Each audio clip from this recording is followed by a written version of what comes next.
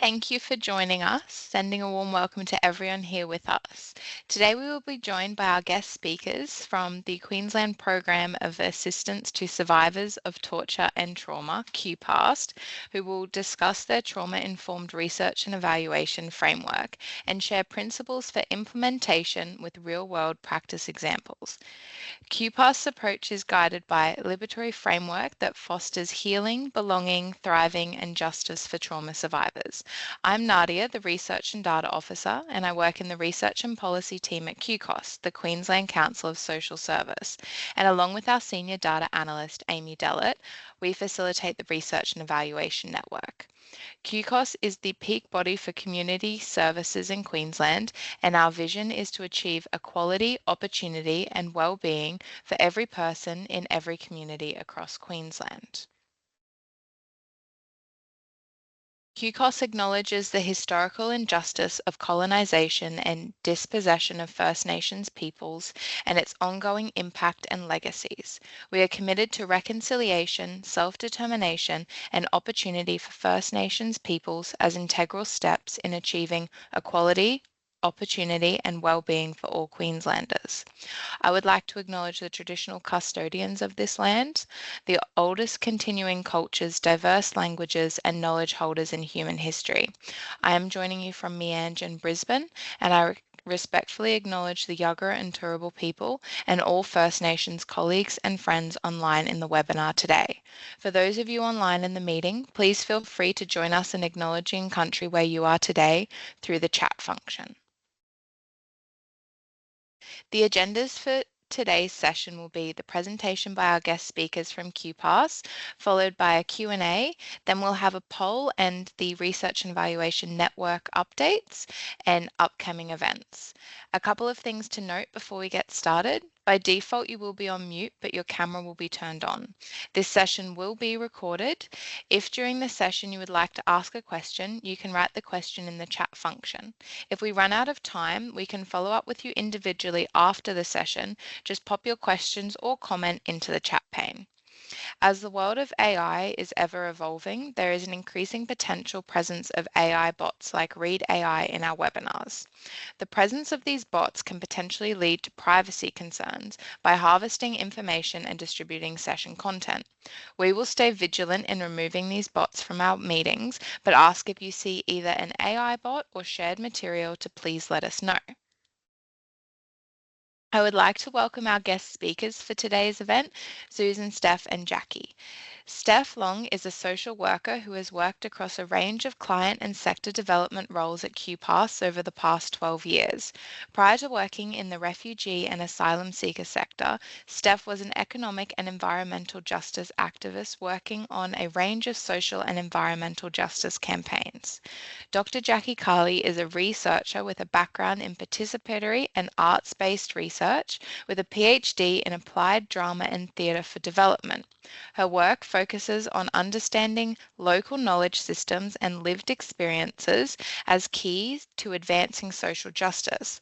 Her work in QPASTT involves supporting team capacities to appreciate and implement research and evaluation processes. She is the Evaluation, Research and Strategic Projects Officer at QPASTT. Susan Wyatt is an occupational therapist with a master's in anthropology and development. She has worked in the human rights, refugee and trauma recovery space for 15 years and is now the senior lead at QPASS for the youth group and community recovery teams. I'll now hand over to QPASS for their presentation.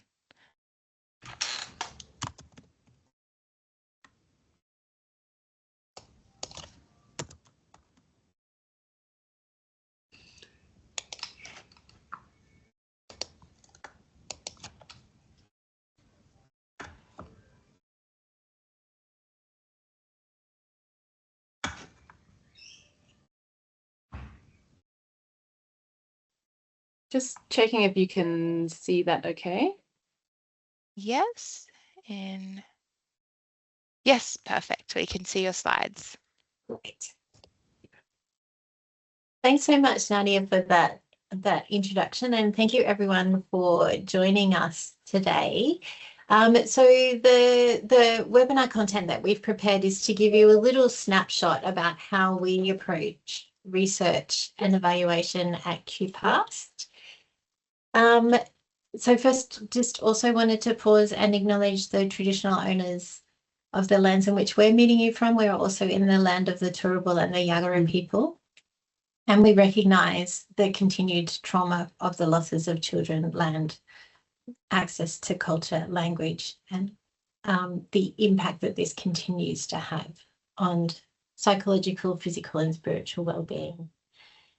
And QPASTT has a commitment to work in solidarity for a future of healing and justice for all peoples, including First Nations peoples of Australia. So we also wanted to pause and acknowledge that there's many different types of knowledge. So at QPASTT, we have a practice of centering lived experience and the experience and knowledge of survivors within our work. And this requires us to acknowledge that there's many different ways of knowing in the world. Culturally safe practices require us to recognise traditional, cultural and spiritual knowledge. And then healing, the work that we do is the business of healing from trauma. So healing requires ways to integrate those diverse ranges of knowing and the diversity of knowledge, traditional, cultural, spiritual, technical, scientific knowledge and experiences. And QPASTT as an organisation, the work we do would not be possible without the lived expertise of people from refugee and asylum seeking background, people who are survivors of refugee trauma. It is their knowledge and their expertise that helps inform the work we do and how we do it. And hopefully you will see that reflected in how we speak about our work today. So just a real brief description of who QPASTT is. So QPASTT is Queensland's refugee trauma recovery service. We're a free community mental health service that's funded by federal and state governments. We provide counselling, youth work, group work and community development work for survivors of refugee torture and trauma. And our aim is to liberate people from the harms of torture and trauma. And that includes supporting people as they rebuild their lives in Australia. So we work across the state. And also just wanted to flag that we're celebrating our 30th year this year, and we're actually having a party next week. So if you're in Brisbane and you want to come to our Wollongabba office next Thursday evening, we're having a celebration of our 30 years here, and we're going to have celebrations in our other locations throughout the rest of the year. So now I'm going to pass to Jackie. All right, thank you. So within QPASTT, and just to talk about the ethical rigor and the way in which we work as an organization. So the liberatory frameworks, they frame and inform the way in which we work. So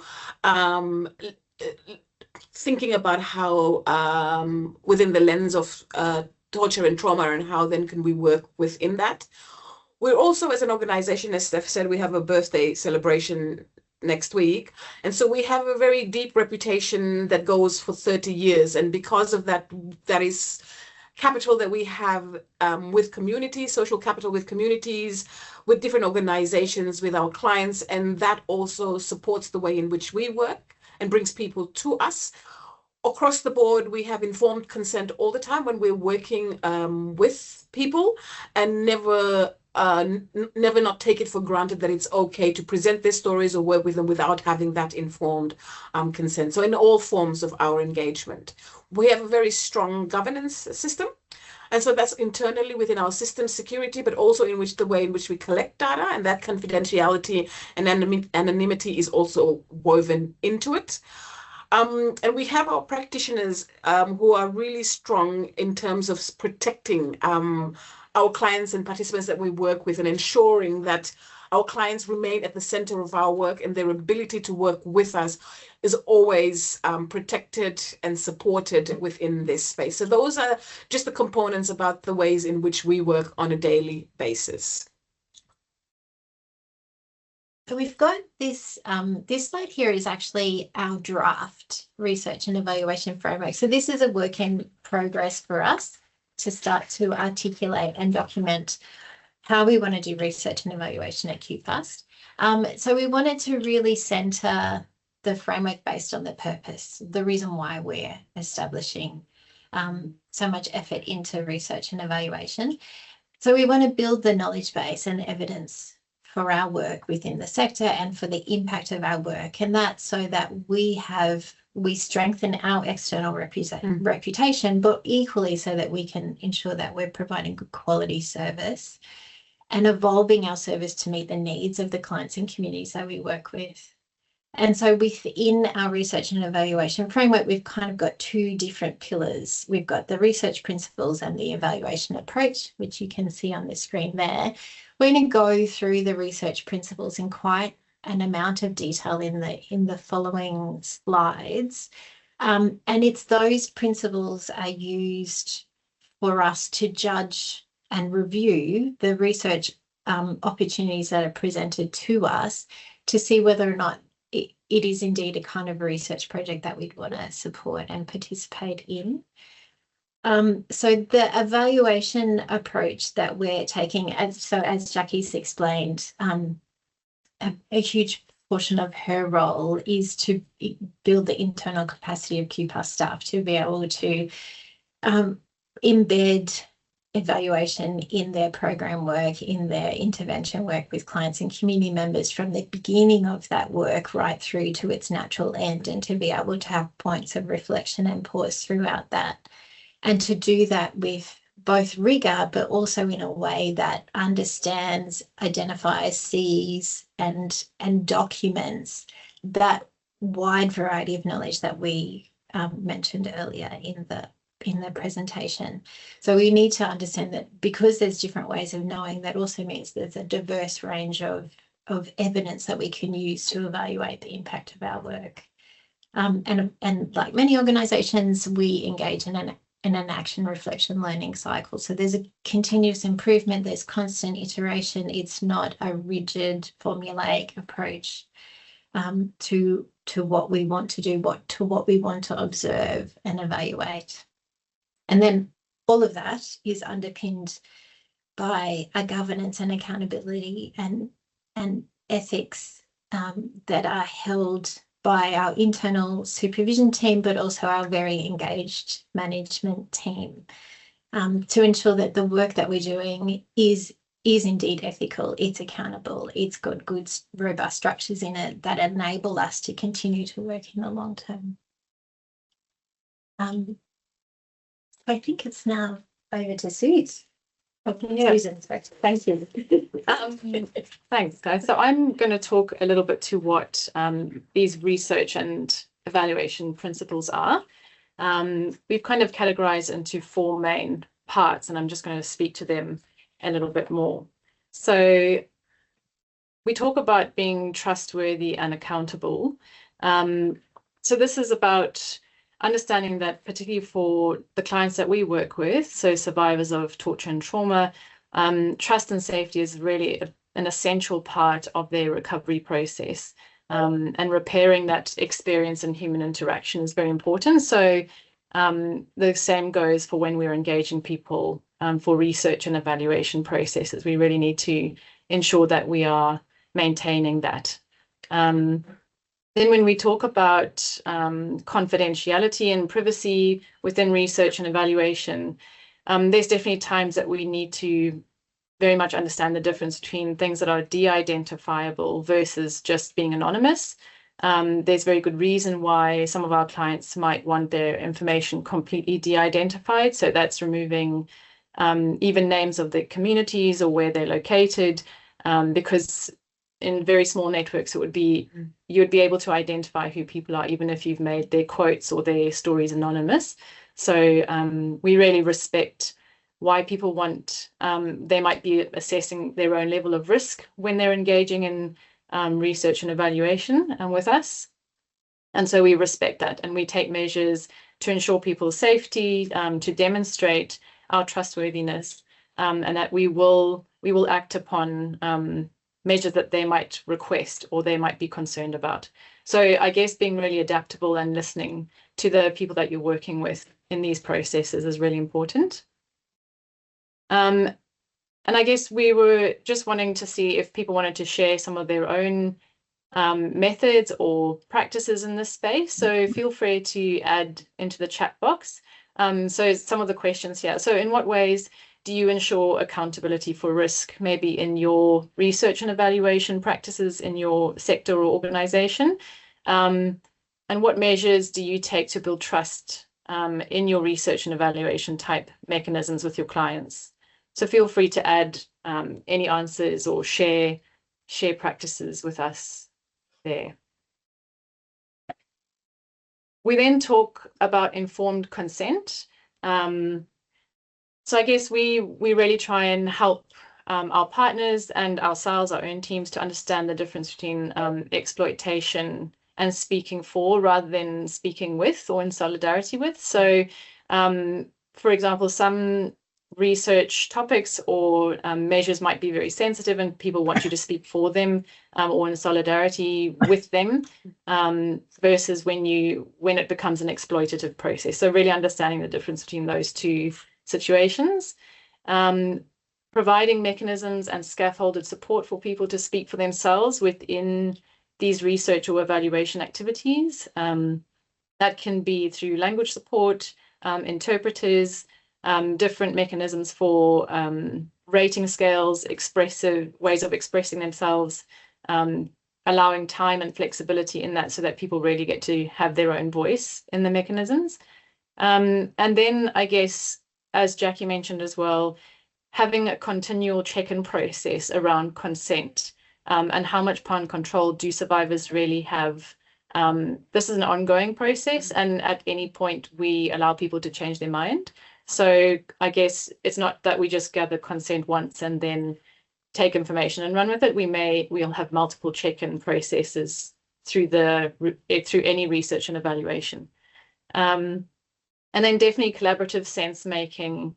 After we've collected data, there may be a process of checking in with other people with lived experience or with participants themselves.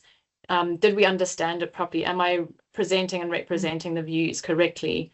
So it's not just the gathering the data originally, it's actually collaborative sense making as best practice as well. And then definitely acknowledging co-authors, co-investigators, contributors to research projects from the beginning of projects and the contribution of projects, not just the research part, but definitely for people that contribute to research and evaluation parts. So I guess, and I just noticed I didn't even write a full sentence here, but what do you do around your consent processes, and how do you ensure that this is an ongoing process, it's interactive, it's authentic? What kinds of things do you do maybe in your organization? And how often do you review them? Do you have set times and check-ins for when you do this with your clients through any kind of research and evaluation process? So again, feel free to add suggestions or experiences in the chat box. The next thing we talk about is research justice. So definitely, I guess, making sure that we're delivering benefits or outcomes to the community on aspects of life that are a priority for the community. So it's not just what's based on our research agenda or what's best for us in terms of our organization, but what is actually relevant to them, what will actually make a difference in their lives when we are supporting or participating in research and evaluation processes.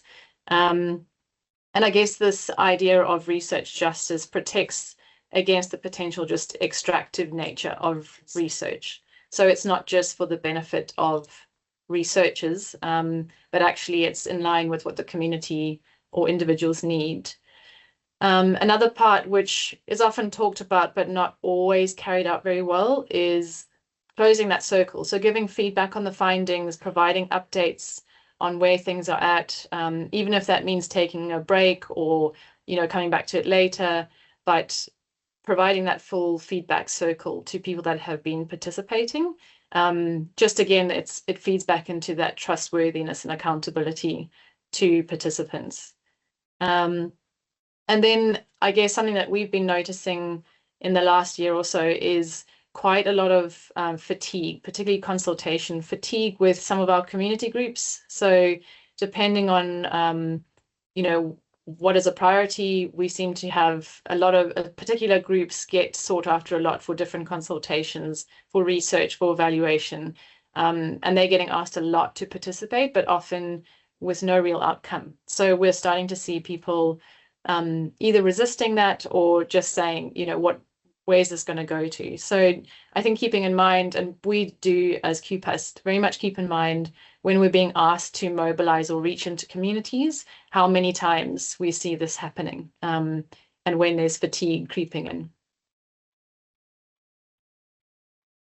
Then the last one is having a real awareness and sense of power. So because people trust our relationships and the connections with us, as a service provider, we're often, we're holding a lot of power when we're asking people to get involved.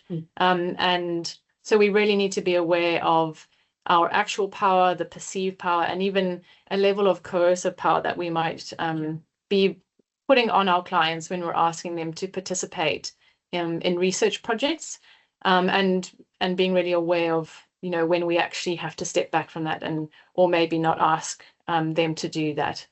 So, and I guess all the way through this is supporting clients and knowledge holders to maintain ownership of their knowledge, and have a clear authority to represent their stories and their knowledge, and, you know, be part of that whole process to the end of presenting and being acknowledged for what they've contributed to research.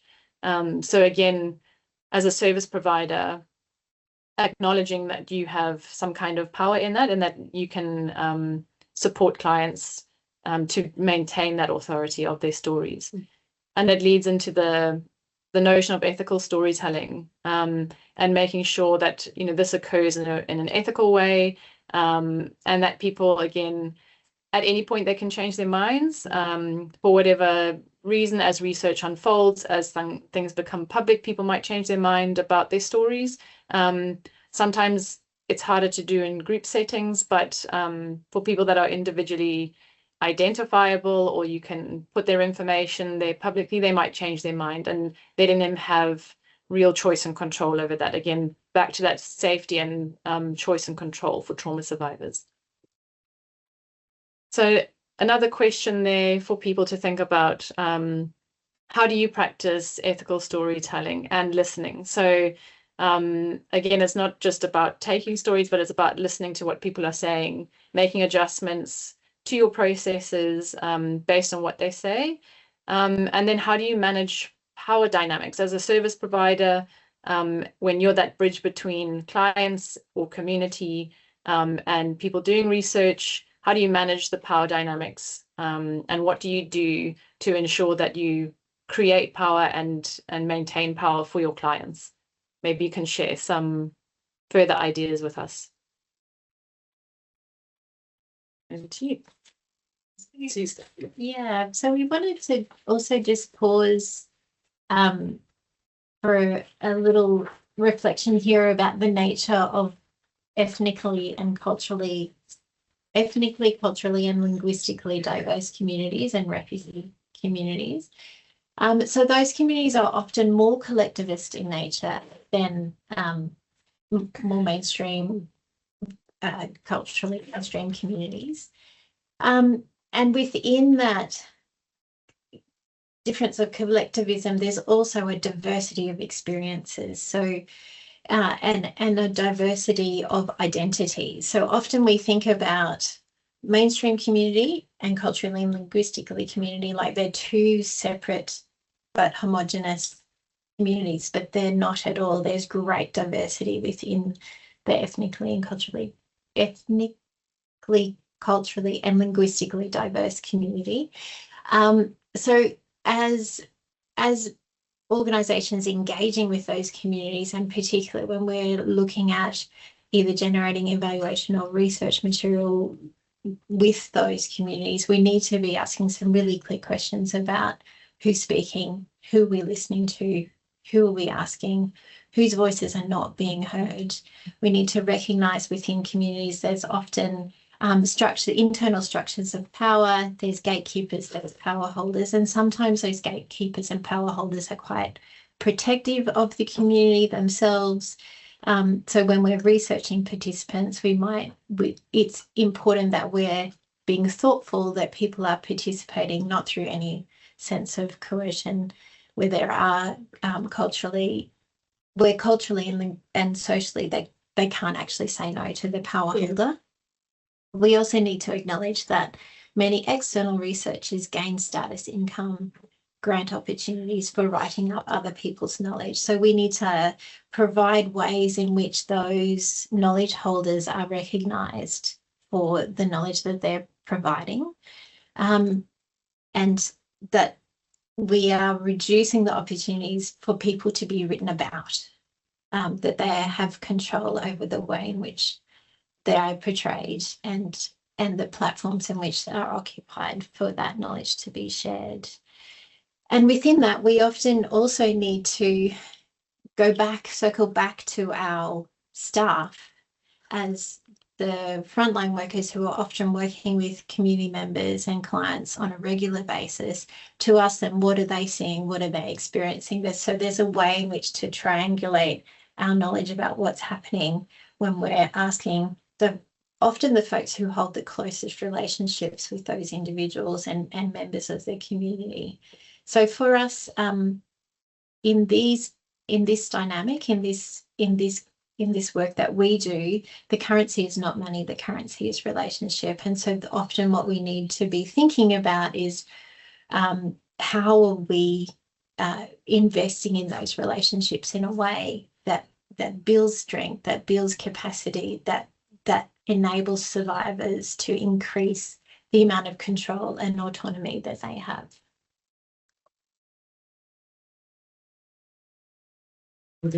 Right. So I'm not sure the timing then, Nadia, so you'll just tell us how much more time we have. So we have plenty of time, Jackie. Oh, we have plenty of time. All right.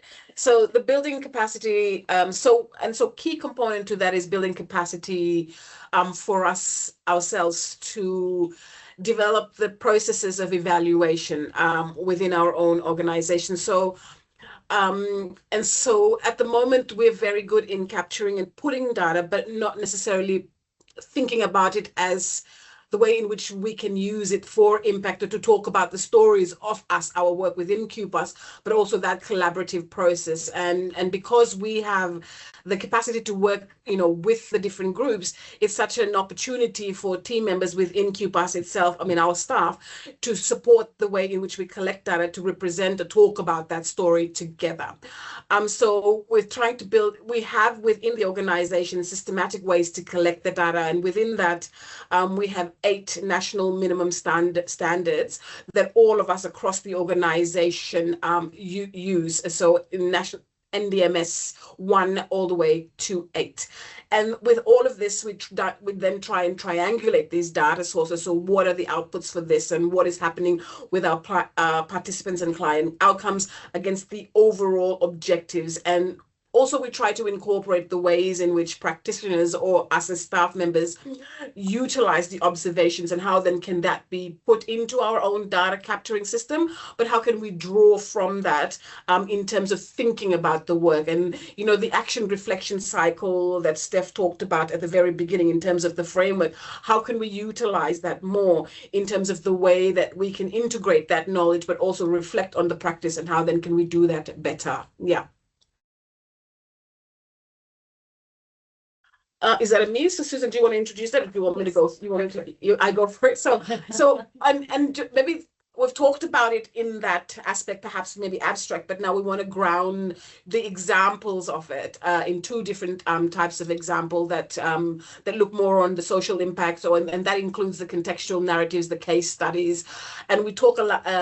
We love numbers, but we also very much a qualitative base, which is what we're talking about before. And how then can we find benefit in both of them? And importantly, it's how then do we make them visible? How do we make the stories visible? How do we collect that? And again, within the rigor of practice and that ethical framework of working. So I'll talk a little bit about the Peace Leadership Program. And what I like about this is that these two are perhaps representational of our evaluation and research framework that we talked about. So the Peace Leadership is about maybe a program that is within QPASTT itself, and it's around an evaluation of the program of the year. So it's a one-year program. Yeah, there you go. Thank you. So it's a one-year program, but one of the key things that we have is that it's framed within a program logic, and so it has certain outcomes, and so we try to work backwards in terms of the way in which we're working, and if we're meeting, or if we're reflecting on it, and how then are we achieving the outcomes that we propose. And our program logics are the ways in which map or guide the ways in which we continue to do that work. The collaboration, and so there is a collaboration within the team that is set up from the get-go, which is between myself, the program officers, team leaders, and Susan. Now, this is Susan, one of Susan's projects, so Susan is lead on that one and supporting the process of team members coming together and thinking about the outcomes of the work, the peace leadership work, and how then do we get teams to support their capacities to understand that the activities in and of themselves are not just tick, but they are there to meet a certain outcome of what the project has. So thinking through also the indicators of this specific programs and helping teams understand that we are doing this not just again to tick box, but there are certain indicators that we incorporate in that one. It is based according to our recovery framework, so it's focused on clients and client outcomes and working towards us. And what I want to also say is that as the program has progressed, there is also moments of reflection where we reflect on the practice, but also on the types of evaluation that we're doing and how then do we continue to utilize that and strengthen the program. Embedded within this process are pre and post workshop evaluation, team reflections, and team observations. So these are the qualitative and quantitative ways in which we capture data for the Peace Leadership Program. So it's in pilot and it's being reviewed, but both there is an evaluation of the process, so the way in which we're working within the program itself, but also in terms of the content and how then are we adapting or making suitable the program as we continue with the program across the different regions that we're working in. At the end of it, what we would like to do is an accumulated, we have started with the accumulated thematic feedback. So that data is not just sitting in our database, but drawing from that to think about, okay, what are the themes that are coming out from that and how then can we utilize that again within the practice itself, but how can we move the program forward? And the community dialogue is the last component of that, where it coincides with how then do we work within the community. So this is the sustainability component. How then do we work with the different policy holders as well to bring them together? So it's a little bit again about advocacy, also about practice and bringing communities together to showcase the different kinds of work we do, but also creating the dialogues based on the leadership program and how do we move that forward. So Susan, did I miss anything for your program that I'm talking about? No, thanks, Jackie. I think one thing to add, the community dialogue days, we've also invited our contract and funding managers to come and hear directly from participants and clients that have come through the program. So again, trying to create a space where everyone can come together. So it's not just a top down and then us feeding up. It's actually a more of a flat shape where everyone gets to actually have a voice themselves. So that's just one thing to add. Then I'm going to talk a little bit to the research project that we did with Sanam Ahmadzadza she's from the Afghan community. She's a PhD candidate with the University of Queensland. And she is developing what's called the BEST framework. So it's Beyond Stigma framework. It's around health promotion for CALD communities. And we've worked very closely with Sanam now for over a year, where she did a lot of analysis of where the gaps are in terms of health promotion with CALD communities, and what she noticed was stigma was a real barrier in many forms of health promotion. So then when she came, she approached a few organizations around who would allow her to do very genuine co-design, co-research type initiatives, and QPASTT was happy to support with that. So but the initial consultation Sanam did, once she had identified her own gaps, came to us as staff, as Steph had mentioned, and said, is this really real? how would I go about doing this co-design? She was guided by her other advisors at UQ as well. So there was just, I guess, levels of consultation before she even contacted clients. So she was guided by a lot of that, and then there was invitations sent out, discussions had with people, and it's a consenting process. So it's dialogue and discussion around what is this process going to be? How much are you going to have to commit to? Does it really fit with your agenda?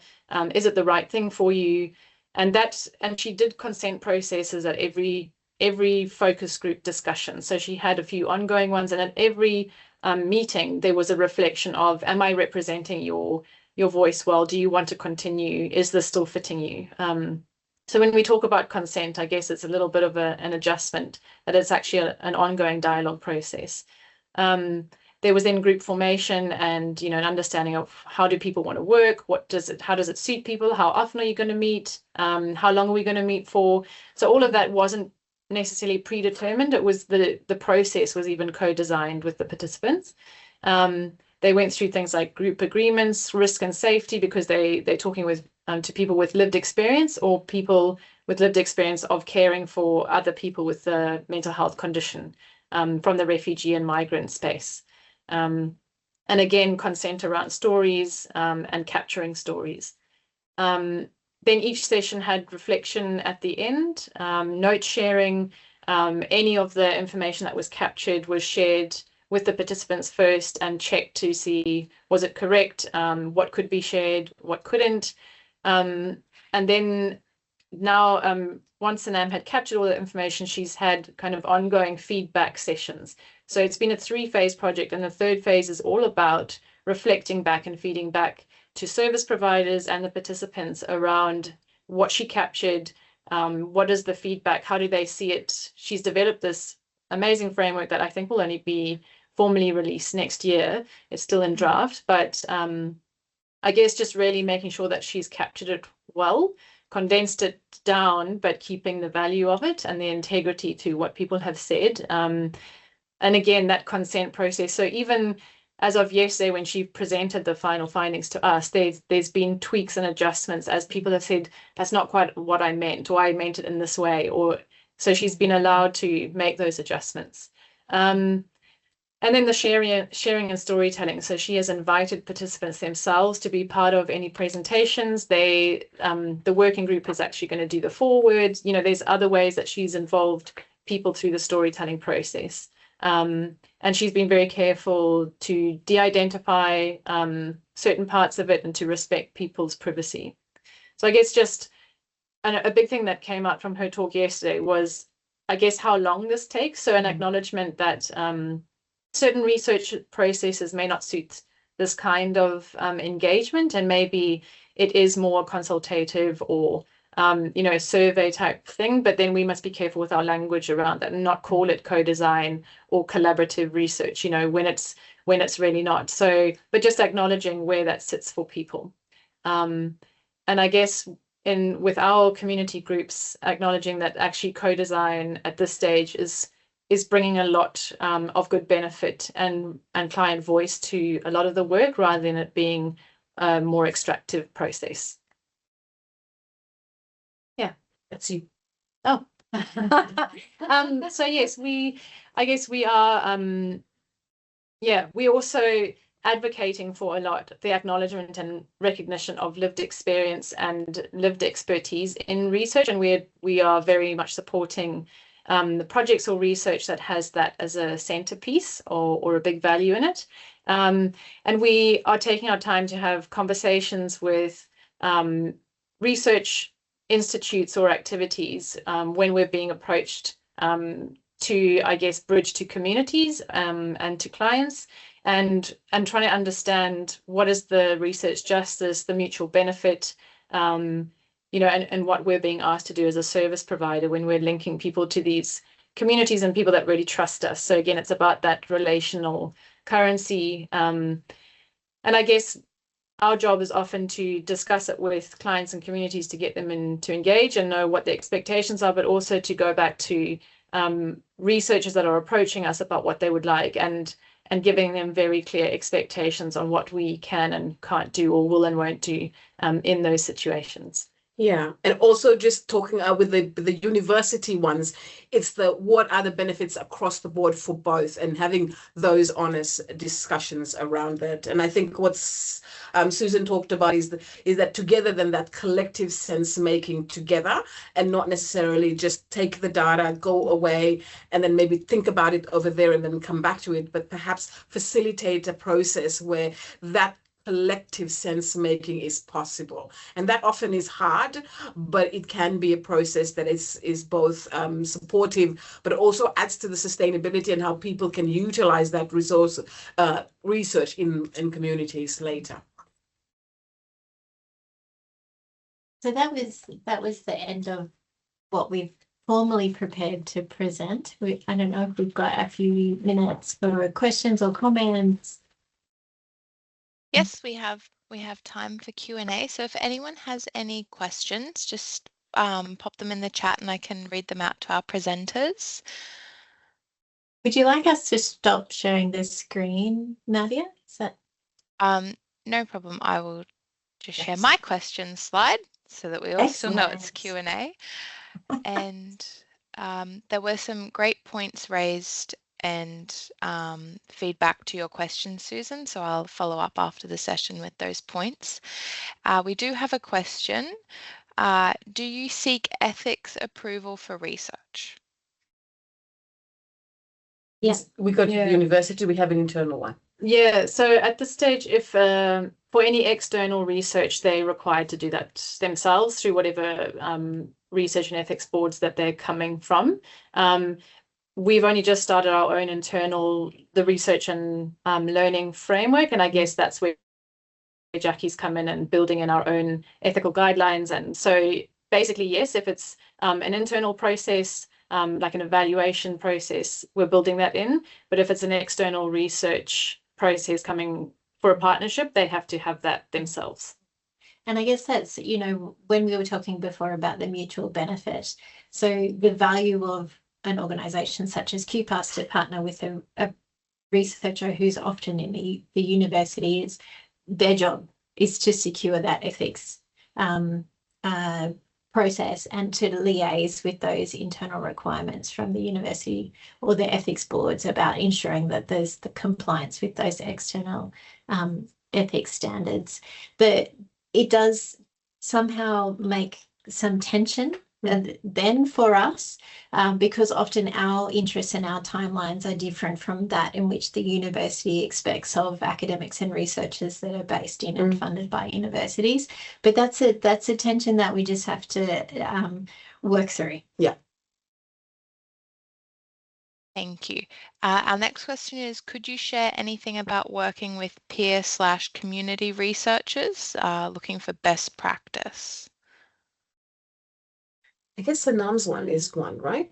Yes. Yeah. Susan, do you want to share about her process of working with community? Yeah, I guess the example is the case that we shared there with Sanam and the BEST framework. So just that process that she went on. She basically, they met every fortnight. I think they did 5 or 6 sessions. She had like semi-structured sessions where she had things around building safety and trust and group agreements, and then she would have an activity or two to kind of draw out content and discussion. But she remained incredibly flexible in taking the conversation to where they wanted it to go, what was important for them, what was challenging for the participants, rather than her having specific, target questions and sticking to those. She allowed it to go to what was relevant for them in terms of topics. Those sessions were, I think, 3 or 4 hours each. So, and, before the sessions even started, there was the conversations, like I said, explaining it, outlining what it's going to be about. And then there was kind of a mobilization phase. The second phase was the actual sessions, 3 hours each of 5 or 6 group discussions. And then there's been the third phase of all the feedback and the adjustments made. So I guess that was a good example of co-design, co-collaboration. But in terms of like going out into communities, we probably haven't done that a lot yet. It's often been requests to mobilize and get people involved in research. So that is one of the things that we talk about, that we're trying to actually find or be more supportive of projects where, yeah, there is more co-design, co-research, lived experience as part of leading research, rather than only being the recipient or the person asked questions of. Yeah. Can I make a little comment there? So I think there's some real important pause that needs to be taken when working with or employing people who are peer researchers, when we're doing that because we want to leverage their relationship and their standing in community. And in those circumstances, we also need to then take guidance from those peer researchers about what it is that they need to ensure that they have sufficient control and influence over the research process. Otherwise, it can be very extractive, very transactional. And, so for someone like myself, if I'm going to my community to ask people to participate in a project, and it's my relationships that I'm leveraging to get people in the room or to get people in the process, on the weekend, no one is going to talk to my mum at church and say, hey, Steph's done blah, blah, blah, what's happening next? But we need to understand that for many peer workers, their relationships in their community and their professional relationships are very blurred. So we're asking people to put a lot on the line. We're asking them to hand over a lot of their relationships when we're asking them to be involved in processes. That means that we need to ensure that they've got the kind of conditions that are important for them to maintain those relationships over the long term. Otherwise, it's a different form of exploitation. Yeah. And just another point just to add here is that within QPASTT, we're now, as Steph and Susan talked about, we're brokers of universities coming in and working with our partners. Within QPASTT itself, we're only just beginning the research and evaluation learning framework, as Susan talked about, and putting into process ways in which our teams can then support the rigor of the work. And so that's the capacity building piece, leadership project being part of that one, and continuing that process. But building the capability and the capacity of our teams to understand, okay, we're collecting data this way, these are the rigors, and that we have a database that we are feeding into, but there are other opportunities where we can collect data. So getting our teams to support and understand that, that's another part of it. Yeah. And we're beginning that process as we go along, thinking through that. Yeah.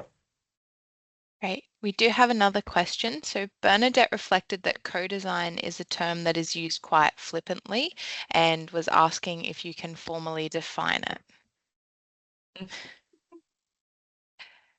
I want to share, there's that slide, I can't remember Yesterday's one. Yes. And there was a real scale of, from consultation, information provision to then. The last one. Yeah, to what is authentic co-design. And I guess that's having influence on the content, the process, the outcome, the impact of whatever that activity is, having full authentic participation in whatever way that participation can be expressed and given. Yes, because I think like some of those words, they get co-opted and used around, and it isn't, true co-design, and then unfortunately it does a disservice to what that mechanism is. Yeah. So sorry, that's not a succinct way of defining it, but those elements would be in it. Do you want to add to that, Steph? Yeah. The co-design? Because it's my pet peeve, so I'll add co-design.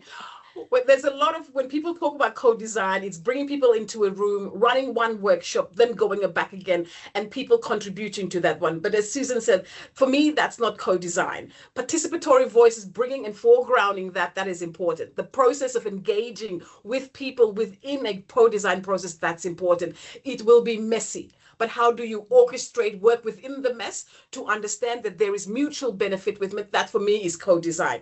And it's a long process. It's not a one-off, I'm going to come together, let's have some food and let's do some butcher paper with some stick-on pads. For me, that's not necessarily a co-design process, but working together, understanding and working through that for me is co-design. So the last part, yeah, you go, Susan. I think the addition of that was something that we've learned is that some people think co-design is like a middle or end process, you know, when they've already formulated what they want, and then they come in and say, well, it's a participatory process, this is co-design. But actually what we're learning is co-design, if it's really authentic, you know, people are there to co-design the original thought and do the original mapping and analysis and ideas behind what needs to then be talked about. So it's actually from the beginning all the way through to the end. And not meeting the question that you came with and your already answered thoughts in there. Yes, Bronwyn, I can see you have your hand raised. Nope. Sorry, that was just me with my reactions, not right. Okay, no problem. Yes, we have some resources shared in the chat to also go along with that co-design. And maybe we'll have one final question and then any other questions I'll follow up with after. But the final question is, does your research draw from Indigenous research models as best practice for trauma-informed care and methods? Yes, I think last year I actually spent quite a bit of time on the QPASTT webinars and very much was becoming more aware. I'm not from Australia, but I was watching what was happening in the Indigenous knowledge space and around data sovereignty, data collection, and I felt like a lot of what we needed to do or think about actually came from that space. And the other part, the research justice elements also very much came from America, from the othering and belonging kind of language and institute around, making more, having social justice elements and collaborative processes rather than extractive processes. So very much. And just to add to that again, for us considers the power, the systemic ways in which that, what do you call that circle that had in there? The different circles of where Venn diagram. That one. So and then there's one, and the key component to that within Indigenous frameworks, there is collective knowledge. There is knowledge that is within. And so Steph talked a little bit about that one, or talked about it. We acknowledge the human, non-human, and that collectivist idea of knowledge that is within that, and how then do we work with that? So that informs the way in which we work, and not to shy away with it because that's not in a particular way that the rational brain can look at it, but to take that all on board as knowledge, and how then do we use that or work with that knowledge. Okay, great. Thank you so much for that Q&A session. That was great. And I have popped our poll into the chat. So if everyone online could take the poll, and we'd love to hear your feedback about the session and how it went. It's a simple 4-question survey, and please feel free to share any qualitative feedback you have with us through the poll as well. So we have recently completed the annual review of the network terms of reference to ensure there is alignment to QCOS's excellence framework, and we are meeting the aim of delivering a community of practice that promotes collaboration and sharing of knowledge in relation to evaluation methodologies and outcome measurements for community services. The 2025 revised copy will be sent out in the post-event email for your review. So please reach out if you'd like to provide feedback. Our team's email is on the screen, and I will pop my email in the chat for you as well. So in terms of membership, just a reminder that the network webinars are open to everyone as they're about sharing resources and collaboration. However, social service staff in research and evaluation roles are particularly encouraged to attend. Another reminder that we also have the Research and Evaluation Forum that sits within the Microsoft Teams platform. I've shared instructions on how you can join in the chat pane as well. And we also have our research and evaluation webinar recordings and resources on the community door page. So our webinar recordings are made available on this page for you to review again later, and I will share those links in the chat.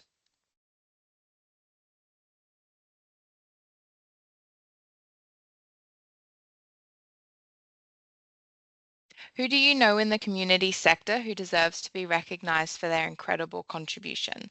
The nominations for the Queensland Community Impact Awards are now open and will close September 29th, which is next Monday, so don't miss out on the chance to celebrate the extraordinary people who go above and beyond to support their community.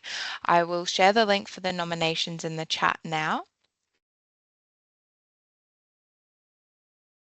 So there are 5 categories this year for nominations. And the winners will be announced at our 2025 QPASTT conference, Changing State, which is coming up on the 25th to the 27th of November.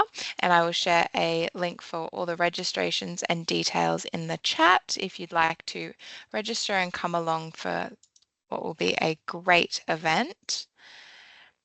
And then lastly, we have a note from the Regional Jobs Committee, who are seeking insights for health and community services sector from the Mount Isa region to better understand workforce demand, skills supply, and key challenges around the attraction and retention of the workforce. There is a QR code on the screen if you work in this area and would like to take the survey. I'll also share the link again in the chat. And finally, thank you for staying on in line and engaging with us in today's session. A very big thank you to Steph, Jackie and Susan again for your presentation today. We look forward to connecting again with our network in our next webinar, and take care and have a good day, everyone. Our contact details are again on the slide, and I'll pop them in the chat if you have any questions or feedback you'd like to share.